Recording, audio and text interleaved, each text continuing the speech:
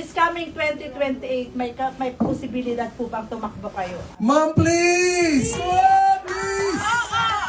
Please! Yes, ma'am. Para mapaghandaan namin lahat. We are Maghahanda tayo!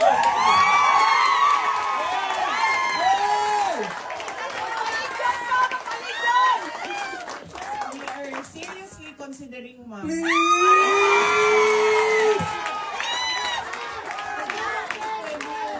Tumutuloy yung Yes. Mama, awa ka! Hindi siya Ikaw pwede lang ang pag-asa niya.